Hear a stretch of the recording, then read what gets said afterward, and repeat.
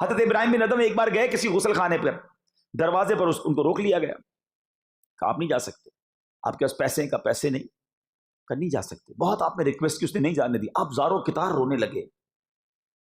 کہتا اب روئیے تو نہیں، پیسے نہیں، میں جانے دیتا ہوں۔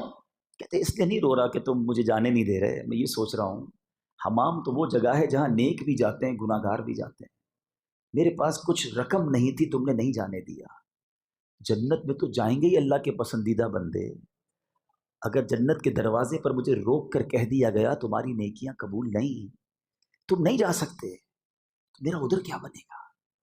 لک ایٹ دس تھنک، ان کی سوچ کیسی ہوتی تھی کہ کسی بھی بات میں آخرت کی فکر پیدا کرنا ہے۔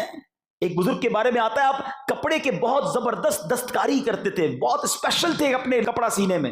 ایک بار آپ نے کپڑا بنا، تیار کیا، ڈیزائن کیا، اور اب کپڑے کے ماہر کو جا کے دیا کہ ذرا دیکھیں کپڑا میرا کیسا ہے۔ جب اس ماہر ایکسپرٹ کے ہاتھ میں وہ کپڑا آیا نا، وہ کہتا ہے آپ کی سلائی میں بھی ڈیفیکٹ ہے، مثال دے رہا ہوں، آپ کے کلر بھی ٹھیک نہیں ہے، آپ کی جناب فلاں چیز بھی ٹھیک نہیں ہے۔ اس نے 3-4 نقص نکالے، یہ بزرگ زاروں کتار رونے لگے۔ کہتا حضرت روئیں تو نہیں، میں ایسے ہی اپروو کر دیتا ہوں۔ کہ نہیں، اس نے نہیں رو رہا کہ تم نے میرے کپڑے میں ڈیفیکٹ نکالے ہیں، آج میں نے اپنے طور پر ایک پرفیکٹ کپڑا بنایا، مگر جب یہ ماہر کے ہاتھ میں آیا تو ماہر نے دیکھ کر پہچان لیا کتنی غلطیاں ہیں۔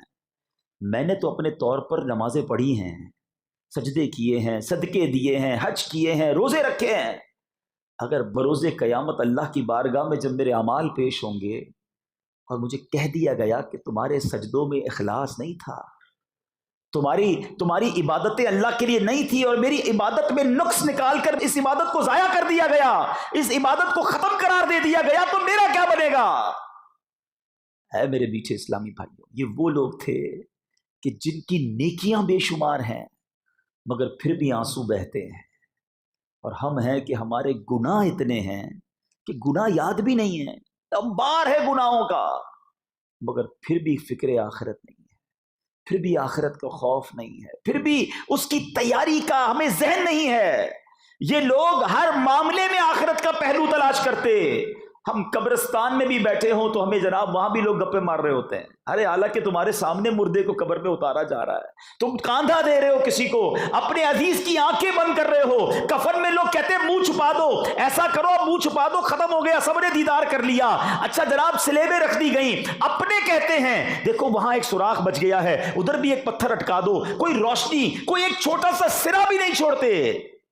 کبھی اس وقت یہ خیال آتا ہے کہ یہ سب میرے ساتھ بھی ہونا ہے اور اچانک ہونا ہے، مگر وہاں قبرستان میں بھی ہم نے دیکھا کہ لوگ مذاق کر رہے ہوتے ہیں، ٹیلی فون پہ لگے ہوتے ہیں۔ پہلے کے زمانے میں پایا جاتا ہے کہ جب جنازہ ہوتا تھا نا تو اس بندے کو تلاش کرنا مشکل ہو جاتا تھا کہ اس میت کا عزیز کون ہے، کیونکہ سارے ہی رو رہے ہوتے تھے، اس لیے نہیں کہ ان کو میت سے بڑا پیار تھا، ان سب کو اپنا جنازہ یاد آتا تھا، وہ سب یہ روتے تھے کہ آج اس کی باری ہے، کل میری باری ہے۔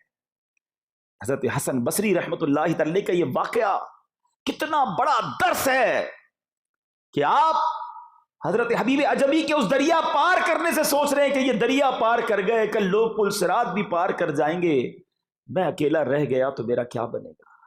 اللہ اکبر۔ سیدنا حسن بصری رحمت اللہ تعالی پھر عاجزی کرتے ہوئے مزید پتہ ہے کیا کہتے ہیں؟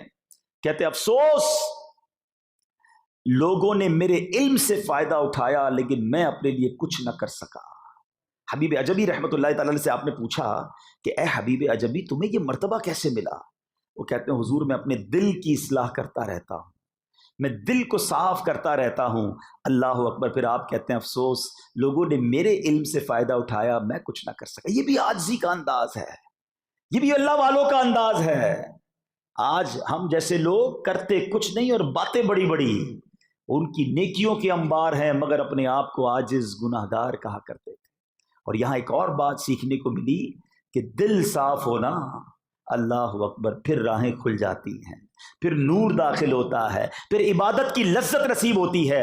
ہمارا ایک پرابلم بھی ہے میٹھے اسلامی بھائیوں، ہم لوگوں کے سامنے بڑے نیک نظر آتے ہیں، ہمارا چہرہ، ہمارا امامہ، ہمارا لباس لوگ بڑا نیک سمجھتے ہیں، مگر ہمارے دل کا حال ہمیں پتہ ہونا چاہیے، اور ہمیں اس بات سے ہمیشہ ڈرتے رہنا چاہیے کہ میں سب سے برا ہوں نگاہ کرم ہو، کیونکہ اگر بندہ سیٹسفیکشن والی جگہ پر آ جاتا ہے، کہتے ہیں نا بندے کا زوال ہی اس وقت شروع ہوتا ہے جب وہ اپنے آپ کو نیک سمجھنے لگتا ہے۔ نہیں میرے میٹھے اسلامی بھائی،